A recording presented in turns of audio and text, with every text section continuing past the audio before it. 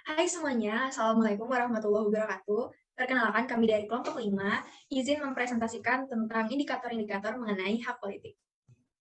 Tak kenal maka tak sayang. Maka dari itu, izinkan saya untuk memperkenalkan anggota-anggota dari kelompok 5.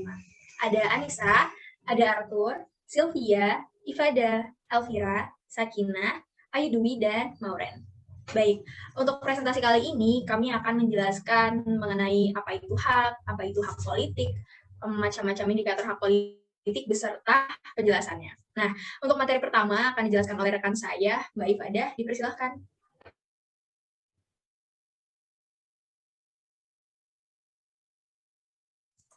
Oke, terima kasih Mbak Sakina. Di sini aku akan menjelaskan materi pertama, yaitu apa arti dari hak dalam perasa hak asasi manusia. Hak merupakan fitrah yang ada sejak seseorang lahir. Hak adalah kekuasaan atau kewenangan yang benar atas sesuatu. Contoh, seorang warga negara memiliki hak untuk hidup, memiliki tempat tinggal, beragama, dan memiliki pendidikan yang layak. Hak sendiri seringkali dikaitkan dengan hak atau hak asasi manusia. Hak merupakan hak dasar atau hak pokok yang dianugerahkan oleh Tuhan Yang Maha Esa dan merupakan bawaan sejak lahir sehingga orang lain tak memiliki hak untuk melanggarnya. HAM ini bersifat universal dan berlaku bagi semua orang dengan berbagai ras, suku, etnik, agama, dan kedudukan. Oke, terima kasih Mbak Ifada. Untuk materi yang kedua, izinkan saya untuk menjelaskan sebagai pemateri. Nah, apa itu hak asasi politik atau political rights? Hak politik warga negara merupakan bagian dari hak-hak yang dimiliki oleh warga negara di mana asas kenegaraannya menganut asas demokrasi. Nah, salah satu negara yang menganut asas demokrasi ini adalah Indonesia. Lebih luas lagi, hak politik itu merupakan bagian dari hak turut serta dalam pemerintahan, di mana hak turut serta dalam pemerintahan ini dapat dikatakan sebagai bagian yang amat penting dari demokrasi. Nah, udah paham kan tentang apa yang dimaksud dengan hak dan hak asasi politik atau political rights? Selanjutnya kita akan masuk ke bab utama, yaitu apa aja sih indikator-indikator dari hak politik ini. Nah, menurut Robert Dahl, ada 5 indikator dari hak politik. Yang pertama, hak untuk memberikan suara. Yang kedua, hak untuk memperebutkan jabatan publik. Yang ketiga, hak berkompetisi dalam merebut suara. Yang keempat, pemilihan yang bebas dan adil. Dan yang terakhir, pembuatan kebijakan pemerintah. Nah, gak hanya itu, kelompok kami, kelompok 5, juga berpendapat atau mengusulkan ada tambahan satu indikator hak politik lagi, yaitu hak untuk mengeluarkan pikiran dan atau pendapat di muka umum. Oke, ini akan dijelaskan satu persatu, dan untuk yang pertama akan dijelaskan oleh rekan saya, Mbak Anissa, dipersilahkan. Oke, terima kasih Mbak Sakina. Di sini saya akan menjelaskan hak untuk memberikan suara. Hak untuk memberikan suara bisa disebut juga sebagai hak memilih dan hak dipilih dalam pemilihan umum. Setiap warga negara Indonesia memiliki hak asasi yang sama yang diatur dalam Undang-Undang Negara Republik Indonesia tahun 1945 dalam pasal 27 dan 28. Hak memilih dan dipilih dalam pemilihan umum merupakan wujud masyarakat dalam menilai kinerja pemerintah. Hak ini juga merupakan hak politik yang sangat mendasar dalam suatu demokrasi, di mana hak memilih dan dipilih ini dijamin oleh konstitusi dalam yang pertama, Pasal 34 ayat 1 Undang-Undang Nomor 39 Tahun 1999 tentang hak asasi manusia yang berbunyi, setiap warga negara berhak untuk dipilih dan memilih dalam pemilihan umum berdasarkan kesamaan hak melalui pengumutan suara yang berlangsung, umum, bebas, adil, rahasia, jujur, dan sesuai dengan ketentuan peraturan perundang-undangan. Yang kedua, Undang-Undang Nomor 10 Tahun 2008 tentang Pemilu DPR dan Peraturan KPU. Yang ketiga, Pasal 25 Undang-Undang Nomor 12 Tahun 2005 tentang Pengesahan International Covenant on Civil Law and Political Rights. Pembahasan selanjutnya akan dibahas oleh teman saya. Oke, terima kasih Mbak Anissa. Nah, untuk indikator hak politik yang kedua akan dijelaskan oleh rekan saya, Mbak Ifada, kan?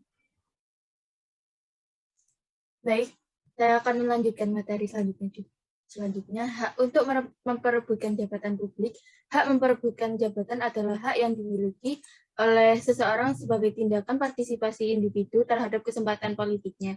Dalam memperebutkan jabatan tersebut, terdapat dua faktor utama yang menjadi bagian daripada kesempatan berpolitik, yaitu memilih dan dipilih, yang merupakan hak dasar bagi setiap orang yang harus dipenuhi oleh pemerintah sebagai pelaksanaan ratifikasi dari Kovenan Internasional Hak Sipil dan Politik. Adapun ketentuan yang mengatur tentang hak ini adalah yang pertama pasal 27 ayat 1 UUD NRI 1945. Pasal 28D ayat 3 UUD NRI 1945, dan ketiga pasal 28E ayat 3 UUD NRI 1945, dan yang terakhir pasal 43 ayat 1 UUD nomor 39 tahun 1999 tentang HAM. Terima kasih Mbak Sakina. Oke, terima kasih Mbak Ipada. Oh iya, ini ada tambahan ya. Jabatan publik yang dimaksud dari penjelasan ini adalah presiden dan gubernur dan wakil gubernur, bupati dan wakil bupati, serta wali kota dan wakil wali kota. Terus pejabat publik adalah orang yang ditunjuk dan diberi tugas untuk menduduki posisi atau jabatan tertentu pada badan publik. Ini sebagai info untuk penjelasan slide selanjutnya. Oke, yang selanjutnya akan dijelaskan oleh rekan saya, Mbak Ayu. Dipersilahkan. Terima kasih.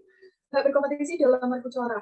Hak berkompetisi dalam merebut suara ini dikaitkan dengan konteks pemilu, di mana yang menjadi subjek dari hak ini adalah WNI yang bersaing untuk menduduki jabatan tertentu atau pasangan calon pejabat melalui pemilu. Pemilihan umum merupakan syarat mutlak demokrasi yang menjamin hak memilih dan dipilih bagi setiap individu. Hak ini sesuai dengan ketentuan pertama, pasal 22E UU NRI 1945, 2. UU nomor 7 tahun 2017 tentang pemilihan umum, dan yang terakhir Undang-Undang nomor 10 tahun 2016. Slide selanjutnya akan diteruskan oleh teman saya. Terima kasih. Oke, terima kasih Mbak Ayu. Nah, untuk slide selanjutnya akan dijelaskan oleh Mbak Mauren. Terima kasih Sakina. Selanjutnya adalah pemilihan yang bebas dan adil. Pemilu yang demokratis merupakan sarana dalam menegakkan kedaulatan rakyat dan untuk mencapai tujuan negara. Oleh karena itu, pemilu tidak boleh menjadi penyebab rusaknya sendi-sendi kehidupan bermasyarakat, berbangsa, dan bernegara. Makna pemilu berkualitas dan berintegritas pada dasarnya sudah terangkum dalam pengertian pemilu demokratis yang mensyaratkan minimal dua hal, yaitu bebas dan adil atau free and fair election, seperti yang ditetapkan dalam MPR RI nomor 14/MPR/1968. Indonesia, yang merupakan salah satu negara demokrasi terbesar di dunia, telah menetapkan 6 ukuran pemilu yang demokratis. Terdapat dalam pasal 22E ayat 1 Undang-Undang Dasar Negara Republik Indonesia tahun 1945. Terima kasih Mbak Sakina. Oke, ini ada tambahan lagi nih, keadilan pemilu menurut Electoral Integrity Group. Silakan dibaca. Soalnya kalau dibaca ini kan banyak banget, takut makan waktu. Next, untuk slide selanjutnya akan dijelaskan oleh rekan saya, Mbak Sylvia. Dipersilakan. Baik, terima kasih Sakina. Di sini saya akan menjelaskan tentang pembuatan kebijakan pemerintah. Pemerintah yang profesional menjadi parameter penting dari kualitas demokrasi, karena mencakup soal penguasaan dan tanggung jawab dalam bidang kerja yang dimanakah, tetapi juga dicirikan dengan tidak ada gugatan dari masyarakat yang terkait. Kebijakan yang telah dibuat, pemerintah yang demokratis menekankan adanya interaksi antara warga negara, wakil rakyat, dan mesin administrasi dengan memberi kesempatan agar ikut dalam proses kebijakan, pembangunan, dan pelayanan. Salah satu undang-undang berpengaruh dalam penyelenggaraan pemerintahan dan akses masyarakat terhadap informasi publik adalah UU nomor 14 tahun 2008 tentang keterbukaan informasi publik. Oke, terima kasih Mbak Sylvia. Baik, untuk slide selanjutnya akan dijelaskan oleh rekan saya, Mbak Elvira. Dipersilahkan. Baik, terima kasih Mbak Sakinah. Selanjutnya ada materi hak untuk mengeluarkan pikiran atau pendapat di muka umum. Hak ini berkenaan dengan hak kebebasan, yaitu kebebasan mengeluarkan pikiran atau pendapat di muka umum. Hak ini dikuatkan dan dilandaskan pada 3 dasar hukum, yaitu yang pertama adalah partisipasi publik, yang dilandaskan pada Peraturan Pemerintah Nomor 45 Tahun 2017. Adapun tujuan dari perlindungan partisipasi ini, yaitu yang pertama, perlindungan dari kekerasan politik, kedua jaminan atas eksistensi masyarakat sipil atau civil society, yang ketiga jaminan atas partisipasi masyarakat sipil dalam proses pembuatan kebijakan, dan yang ketiga jaminan atas keterlibatan aktif masyarakat sipil dengan aktor-aktor negara. Adapun indikator-indikator yang terkandung di dalamnya, ini dia. Teman-teman bisa membaca ya.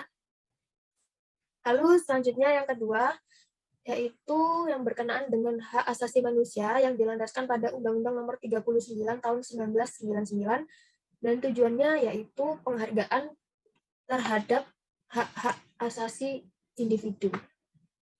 Dan adapun indikator yang terkandung seperti ini dia. Bisa teman-teman baca sendiri ya. Lalu selanjutnya yang ketiga, yaitu yang berkenaan dengan hak-hak sipil dan politik yang dilandaskan pada Undang-Undang Nomor 12 Tahun 2005. Tujuannya yaitu jaminan atas kebebasan berekspresi, dan yang kedua jaminan atas kebebasan berserikat dan berkelompok, dan yang ketiga atas hak pilih dan memilih, dan yang terakhir yang keempat penghormatan terhadap pendapat orang atau kelompok lain yang berbeda. Adapun indikatornya seperti yang terkandung di dalam ini. Teman-teman bisa baca sendiri ya. Terima kasih. Saya kembalikan lagi ke Mbak Sakinah. Oke, terima kasih Mbak Elvira. Rampung sudah semua materi yang kami jelaskan pada hari ini. Saya ucapkan terima kasih dan wassalamualaikum warahmatullahi wabarakatuh. Bye-bye, see you next time.